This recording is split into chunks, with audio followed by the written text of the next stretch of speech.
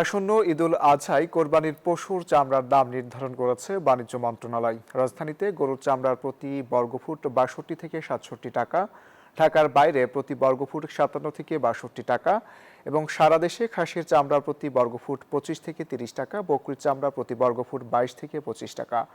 বুধবার সচিবালয়ে সংবাদ সম্মেলনে এসব তথ্য জানান বাণিজ্যমন্ত্রী খন্দকার আব্দুল মুক্তাদির। জানান, এবার সারা দেশে ১ কোটি পশু এবার কোরবানি হবে। কোরবানির পশুর চামড়া যাতে নষ্ট না হয় সেজন্য সরকারি অর্থায়নে সারা দেশে লবণ পৌঁছে দেওয়া হবে বলেও জানান বাণিজ্যমন্ত্রী।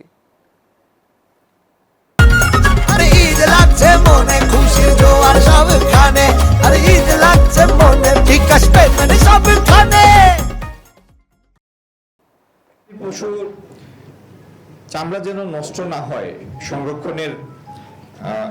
সংরক্ষণ জ্ঞানের অভাবে বা উপকরণের অভাবে, সেই জন্য সারা দেশে সরকারের অর্থায়নে লবণ পৌঁছানোর ব্যবস্থা হবে এবং জেলা প্রশাসন, উপজেলা প্রশাসনের মাধ্যমে মাদ্রাসা বা সংশ্লিষ্ট জায়গায় যেন লবণ পৌঁছে যায় সেটি আমরা নিশ্চিত করছি।